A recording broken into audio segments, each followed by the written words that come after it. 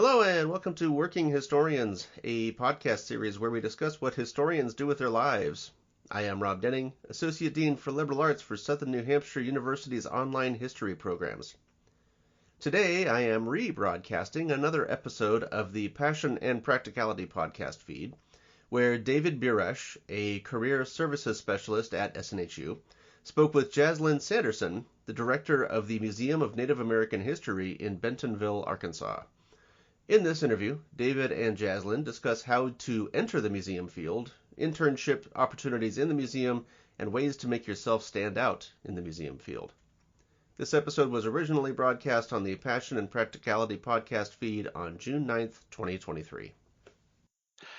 Howdy, listeners. My name is David Buresh, and I'm the Career Services Specialist here at Southern New Hampshire University.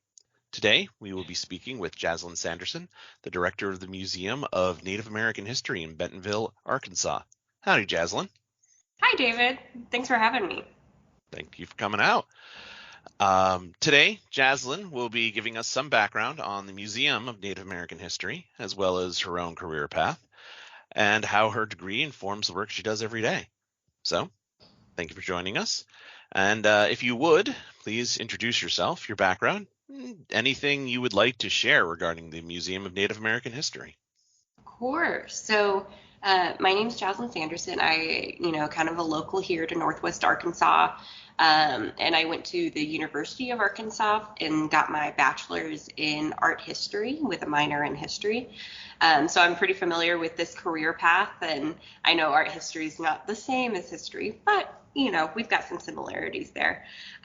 So I have taken quite a few internships, throughout my schooling, and I landed here at the Museum of Native American History in 2020, where I started an internship, and that kind of grew into a full-time career, and just kind of continued on that stepping ladder until I got to my position here as the director.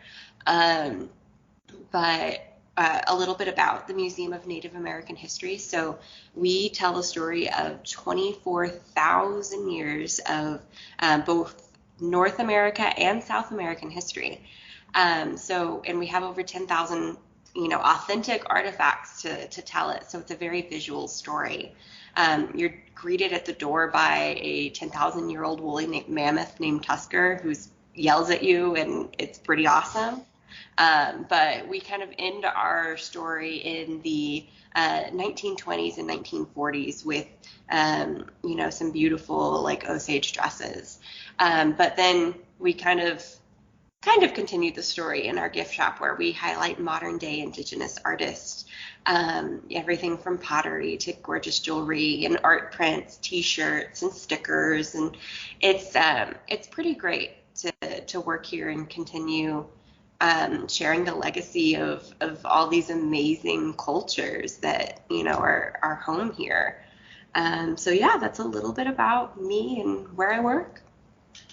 It's really fantastic to hear. I mean, I know for Indigenous communities, it can be very important to show that sort of connection to a living history, and not just showing as you said, the 24,000 years of history of settlement within North and South America, but also that linking that past through to the modern day, where there are still 500,000, if not more, Native American, Indigenous, other Americans, people throughout just the United States, let alone throughout all the various other nations that make up both North and South America. So thank you for that.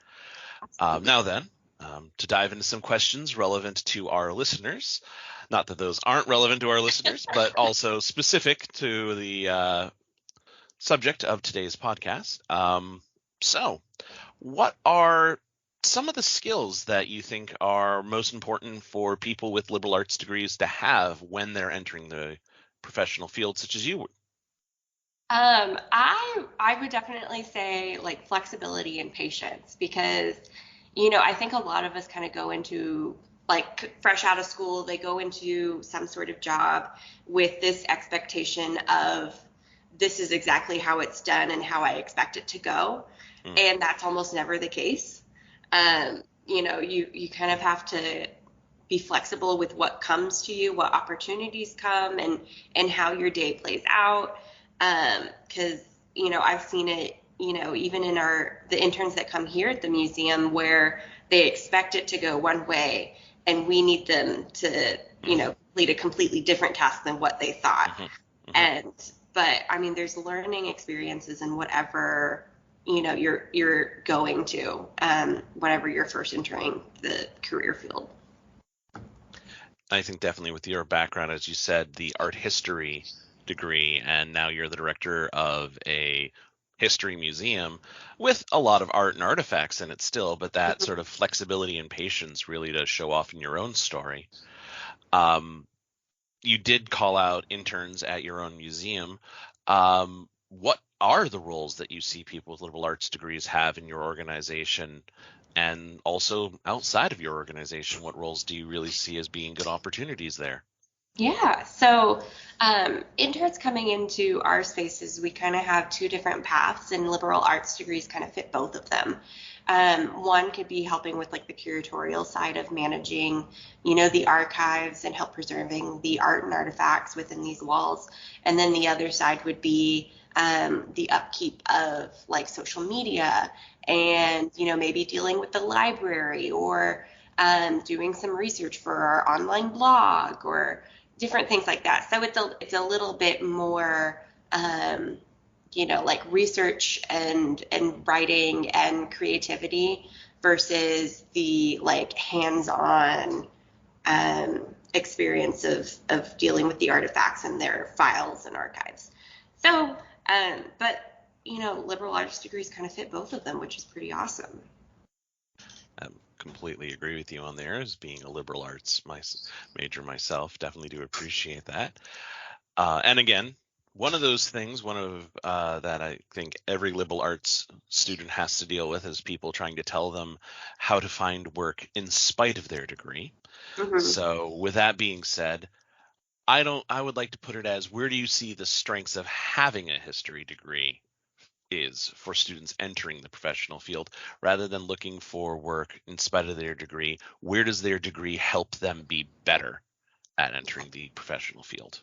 I have to go back to that word of flexibility. So I think liberal arts degrees in like history professions, you have a lot of passion for the background of things and the research and the data and really understanding where things come from. And I think that can play out into really any profession. So, I mean, like you have a lot of follow through whenever you're doing a project, and the flexibility of taking one path versus the other. And I think those are all qualities that can reflect into really any career, whether it's, like here in Arkansas, we're home to Walmart. And so there's a lot of careers in Walmart. And so that's where I go to of like, you could be really any career path in Walmart. And it's just that idea of like completely follow through with the project and, and being thorough with it. I think that reflects well. Definitely the thoroughness that liberal arts degrees teach you, I think, is something that doesn't get highlighted enough in professional discussions, and that sort of, again, that flexibility, because especially when you're studying history, you really never know what you're going to discover. Right, exactly. So on the topic of these internships, other than just your organization, but really what should a student be looking for when they are considering an internship? And how do really internships help prepare students for entering into the professional field? And really, how does it stand as sort of an early step on their career path? Right. I think like internships are best if whenever a student kind of dives into them and gets like a diverse amount of them, like, maybe I work over at a museum one semester and then the next semester I'm working completely online for some organization. And then maybe another semester I'm working in a nonprofit space. I think by having like a diverse array of them, you really get an idea of the environment you want to work in. So, for example, here at Mona, we're a really small environment. We have a full-time staff of 3, and so it's very like small. Versus Crystal Bridges, which is also here, they have a staff of like 500, and it's also a museum, but it's a very different style of museum. But I think by like trying out different spaces and different I guess like backgrounds and missions of those spaces, you really get a feel for, okay, I like being in a small museum versus a big museum, or I like being online completely versus, being, front of house at some place. Yeah. So I mean, like, because you already kind of have a feel of, yes, I want to dive into Native American history.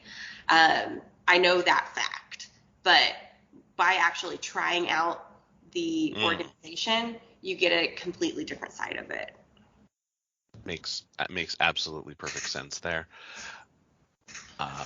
Regarding the subject of that, like, again, people looking for those organizations, what are really the most important questions you think a student should be asking when they're looking at organizations to do internships with or to seek early entry level work with? Especially if they're looking for sort of that diverse range of different opportunities, really what would be the questions that they should be asking when they're doing their research on organizations? Yeah.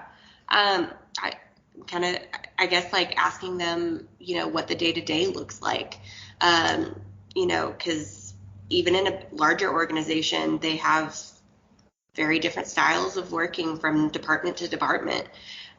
So understanding what like the daily basis tasks are is very helpful. And then I would say just like kind of asking them, like if you're in the job interview itself, asking the person what they best like about it, because that kind of I've been asked that whenever I interview people, and sometimes it's just a really hard question to answer for people, because I love my job, so I have multiple things. But I mean, like it's a very telling question, I think. So, but just also like I think understanding the mission of the organization is key. Never go into a position that you don't have passion for. It's not going to work. 100% agree with you on that one. Again, as a very mission-driven person working for a very mission-driven organization, I very much appreciate you calling that out. Yeah. Which sort of does segue into our next question, and a nice smooth transition there. Really, where does your organization sort of stand out as compared to other comparable organizations and their opportunities? Tell us a little bit more about why working for the Mona is such a source of passion for you. Yeah. So I mean, like kind of going back to my background, I studied art history, but primarily I focused on, really understanding the art and the people of like both like, I guess like Central and South America, and ancient history and, pre-contact. And so that's where my passion fell. And then I discovered Mona, and, it just all the cards kind of just laid out for me. So I'm also very driven for the mission here. But I think for other people,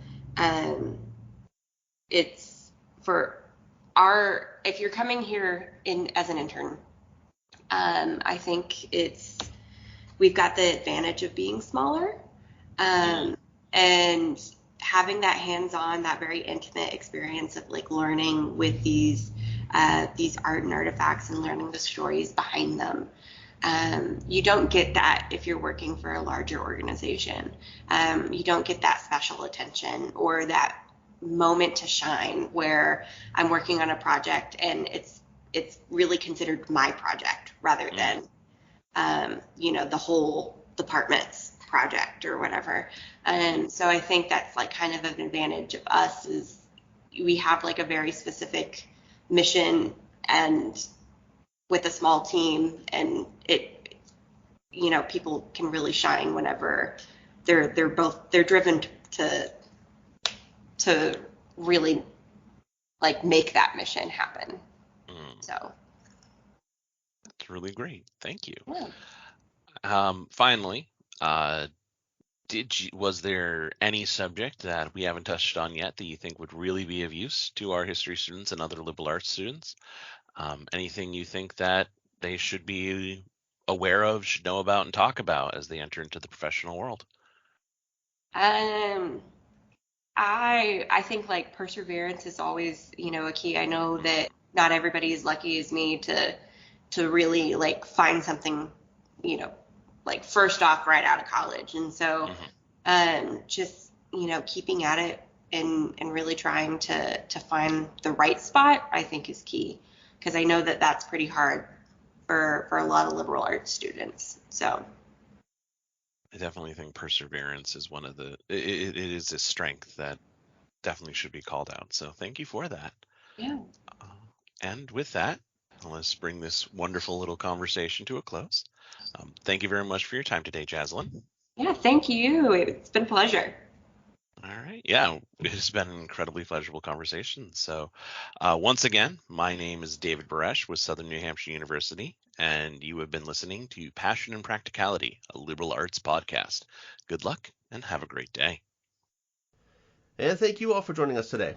This episode originally appeared on the Passion and Practicality podcast feed, but today is appearing on the Working Historians podcast feed, and you can subscribe to either of those podcasts in any podcast app, including Apple Podcasts, Google Podcasts, Podbean, Spotify, Pandora, Amazon Music, or whatever else you prefer.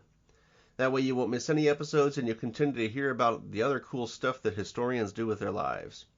This podcast does not represent the views of Southern New Hampshire University. If you have any questions or comments for this or any of our other podcasts, send us a message to workinghistorians@gmail.com. For David Buresh and Jazlyn Sanderson, I'm Rob Denning. Happy job hunting.